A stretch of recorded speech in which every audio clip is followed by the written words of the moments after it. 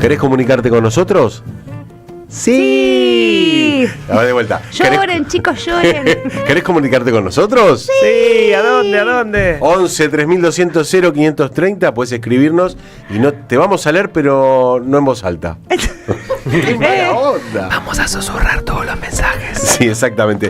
Vamos a seguir hablando de la calle. Hablamos de la gente en situación de calle, de la calle y la lucha, pero hay otra situación, que es cuando uno se tiene que poner a buscar casa. Uf. No es propietario, no es noble, no es... No trabajaste lo suficiente. Claro, no trabajaste lo suficiente, tenés que alquilar. Bueno, es una situación terrible en la Argentina y en las ciudades más pobladas aún más complejo. Yo no quiero preguntar, pero hoy un alquiler está de 2-3 ambientes, está entre 600, 800 mil pesos. Ese que ¿Más? te piden pedigree, análisis de sangre, ¿viste? Hermoso. Vamos a hablar con alguien que sabe, con Matías Araujo, que es investigador y autor del libro Nación Inquilina de la Fundación Tejido Urbano. Matías, te saluda acá Julián Saud y toda la mesa de la revista Martia. ¿Cómo te va? Hola Julián y a todo el estudio, los que nos están escuchando, un saludo enorme y nada, acá, disponible para todas las preguntas. Bueno, Matías, ¿qué pasa en la Argentina y en las principales urbes con la complejidad esta de buscar dónde vivir y los valores que se manejan? Esto no ha mejorado, ha empeorado aún más. Hoy lo que estamos observando es como, si bien se habrá escuchado en todos los medios decir, che, mejoró la oferta, o en definitiva ha mejorado el mercado de alquileres, uno cuando habla de eso básicamente está diciendo, bueno, una parte del mercado se ha mejorado, que tiene que ver con la oferta, pero después hay que ver qué pasa con la demanda. Y la demanda, característicamente, es entender qué le pasa a los inquilinos y qué les pasa a las personas que necesitan alquilar. Entonces ahí es donde nosotros hacemos un doble hincapié, porque nosotros, tanto en el libro Nación Inquilina como en todas nuestras investigaciones, lo que nosotros queremos entender es qué significa alquilar en Argentina, qué significa alquilar en las diferentes partes del país, porque no es lo mismo alquilar, por ejemplo, en la ciudad de Buenos Aires, que en la ciudad de Corrientes, que en la ciudad de Mendoza, y son diferentes tipos de inquilinos. Ahí, por ejemplo, lo que estamos encontrando es un grave problema en la sostenibilidad del hogar. Y en ese sentido, el primer análisis tiene que ver no solo con las barreras de entrada, como vos bien decías antes, que tiene que ver específicamente con, che, cuáles son los requisitos que me piden, si son 2 depósitos, 3 depósitos en dólares, claro, todos los adelantos, sino más bien después cómo esa situación se sostiene a lo largo del tiempo, es decir, si la decisión de poder alquilar es sostenible o no, y qué estrategia yo voy teniendo a la hora de poder alquilar. Por ejemplo, lo que nosotros estamos observando es un cambio en, por ejemplo, en la composición, por ejemplo, mayor cantidad de personas en un hogar inquilino, es decir, que el hogar unipersonal clásico de irse a vivir solo empieza, por ejemplo, a ir a vivirse con un amigo, a vivir con tu pareja, entre otras cuestiones, claro. Pero también empezamos a ver que las familias empiezan a tener condiciones subóptimas de alquiler, es decir, en vez de elegir, por ejemplo, un 3 ambientes para poder vivir, eligen un 2 o un monoambiente. Entonces, ahí lo que ahí está la diferencia que tiene que ver con entender qué disposición tiene la demanda y qué características tienen estos inquilinos que estamos observando hoy en la Argentina. Ahora, Matías, vos hablabas de las distintas características en distintos lugares de la Argentina, pero ¿esto obedece a qué? ¿Que hay menos lugares para alquilar?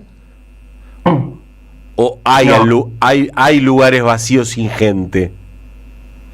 No, ahí lo que nosotros decimos es, cuando faltan alquileres o cuando hay dificultades en el acceso al mercado de alquileres, porque faltan oportunidades. Y ahí lo que nosotros observamos es cómo es la relación trabajo y vivienda en todo el país. No es lo mismo, por ejemplo, hablar del trabajo y el salario en las provincias del norte del país, donde, por ejemplo, si nosotros miramos el índice de privación material, observamos que 2 de cada 3 inquilinos están por debajo, tienen algún tipo de privación material, y es decir, que tiene que ver con, che, o no, me cuesta mucho sostener el hogar y tengo algún tipo de endeudamiento, o vivo en un lugar que no es adecuado para poder vivir en las condiciones que yo necesito. Y después, cuando vas al centro del país, que son las principales urbes, que estamos hablando de Rosario, Córdoba, Mendoza y la ciudad de Buenos Aires, ahí observamos otra cosa. Por un lado tenés un estrato medio inquilino que la verdad se sostiene bastante bien, pero es histórico, pero lo que empezamos a observar es esa clase media frágil, cómo se va deteriorando y se va fragmentando aún más. Entonces, Ahí lo que nosotros tratamos de entender es qué pasa en la Argentina de los últimos 20 o 30 años. 2001 en adelante se conoce como un fenómeno de inquilinización, pero en verdad lo que nosotros estamos observando es un fenómeno de la informalidad en su conjunto. Es decir, de 2001 en adelante aumenta informalidad urbana como aumenta informalidad laboral.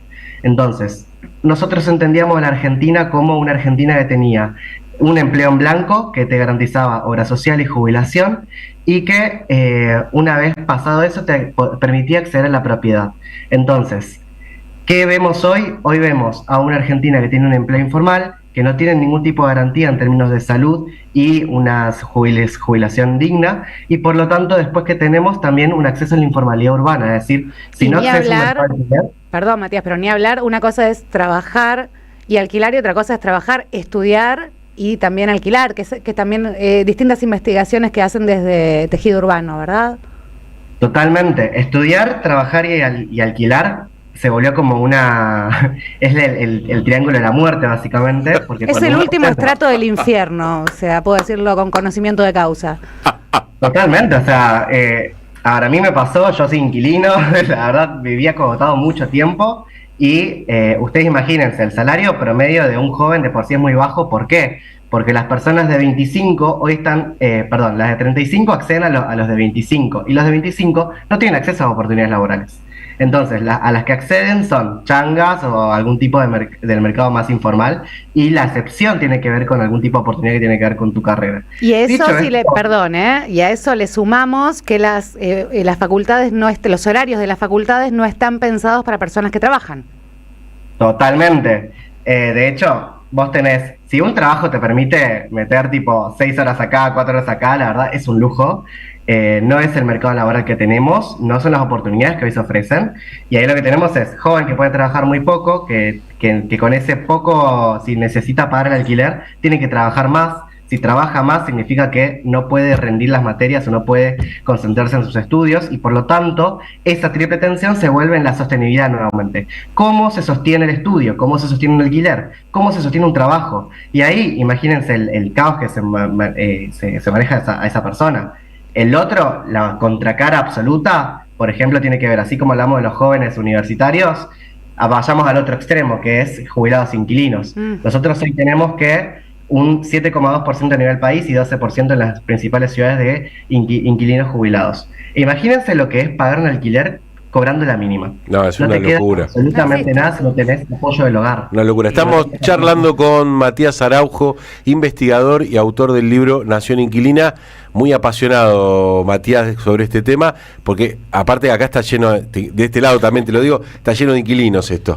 Matías, ¿cómo estás? Nicolás es mi nombre. Yo lo escuchaba recién hablando de lo que es la precarización constante de las condiciones de vida y de habitación, y no podía dejar de pensar en la villamiseria, esta idea de el colecho y de vivir muchas personas en una misma habitación era algo muy del nicho villamiseria, como la clase media baja empieza cada vez a caer más hacia ese lugar. Y pensando en los jubilados inquilinos, yo el otro día charlaba con un amigo, quería escuchar tu opinión sobre que vamos hacia un futuro en el cual la gran mayoría de los jubilados vamos a ser inquilinos.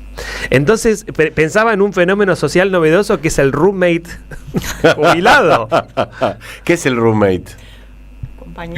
La covivienda, claro. Vamos a meterle eufemismos que están buenísimos. Pero no, la verdad, hoy es el 12% en la ciudad de Buenos Aires, en 10 años va a ser el 20%. Imagínense que las personas que hoy tienen 45 a 60 años no acceden a la propiedad, es decir, que dentro de 10 años, cuando cumplen 55, 65... Chao, no, vamos. Inquilinos. Ya retiramos a uno. Es el geriátrico, en vez de ir tan, digamos, cada vez más inaccesible. Hay que ir más joven. Yo canté el sofá. Viejo, no se quejen. Dale, Mariana. Bueno, tengo una pregunta, Matías. ¿Cómo se calcula el precio de un alquiler? ¿Por qué no entramos a la idea que tienen los propietarios sobre la rentabilidad que obtienen de su propiedad? ¿Por qué se puede poner cualquier hay como una especie de, la persona tiene que recuperar lo más rápido posible su inversión. ¿Por qué funciona ese pensamiento que inclusive algunos inquilinos la tienen, ¿no? Como que, bueno, pobre hombre, que trabajó tanto, como si los inquilinos, nosotros no estemos trabajando también, ¿no? Ahí pasa un montón de cosas, pero porque cuando uno va al mercado de alquileres ve un mercado hiper mega fragmentado, en el cual, así como tenés el pequeño propietario que llegó a alcanzar a tener una vivienda más y la alquila, tenés el que tiene 20 propiedades. Claro. Y son diferencias abismales. Ahí hay una cuestión de concentración. Pero desde los 90 en adelante... Perdón, la diferencia abismal es la salud mental. El sostenimiento de la salud mental es la diferencia mínima. Pero ustedes imagínense que de los 90 en adelante, cuando uno entra en el ciclo de la financiarización de la vivienda, es decir, que la vivienda pasa a valer en dólares, uno empieza a entender a la vivienda no como un fin de términos de habitacional, sino más bien como un fin de reserva de valor. Entonces, las personas ahorran en ladrillo. En una Argentina inflacionaria, con incertidumbre, con inseguridad tanto social como jurídica, entre otras cuestiones, la opción que les quedó fue invertir en ladrillo, y esa inversión en ladrillo tiene que tener un retorno, que básicamente cuando uno fija parámetros internacionales o qué sé yo, ahí depende de cómo cada uno lo fije, vos tenés que supuestamente para que un alquiler te rinda tiene que rendir 7% anual. Entonces, ¿qué haces? Vos agarrás el valor del metro cuadrado, de lo que vale en tu zona, por ejemplo, vos tenés un monoambiente de 40 metros cuadrados. $2.000 el metro cuadrado. $2.000 el metro cuadrado. $2.000 el metro cuadrado. $2.000, 40 metros cuadrados, más o menos estamos hablando de $80.000, sí, aproximadamente. De esos $80.000 nosotros tenemos que dividir por 12 y multiplicarlo por 0,5 para ver cuánto debería ser ese alquiler mensual. Y ahí cuando uno hace los cálculos, por ejemplo, toma datos de mercado en general, uno dice, pero estos precios son bastante razonables si uno se pone a fijar. El problema está en después cómo el propietario especula respecto a qué va a pasar con el país.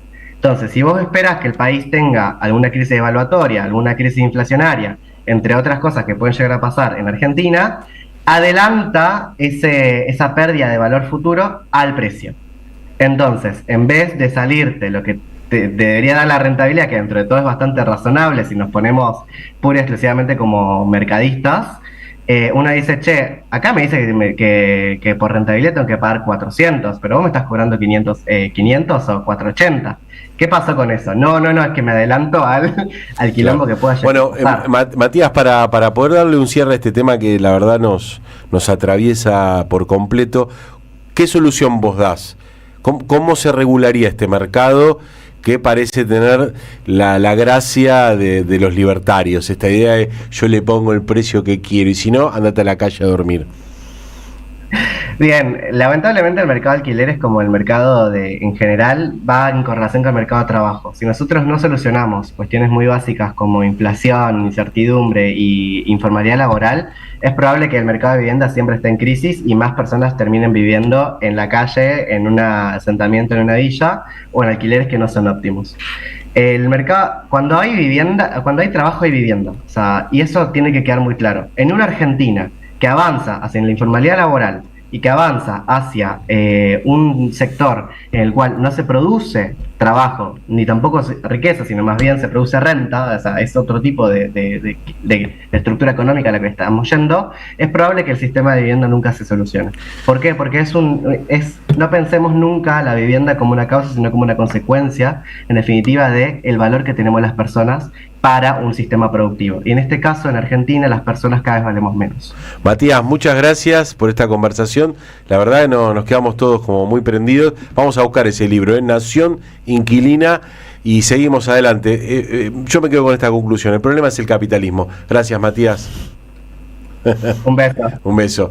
Vieron, hay que luchar por mejor y más trabajo. Tremenda la última frase que tiró. Las personas cada vez valemos menos. Es como, uff. Igual muy ideologizado, habla de personas y no de consumidores. Qué cosa, ¿no? Hablando de eso, vamos a escuchar a Negra Sosa.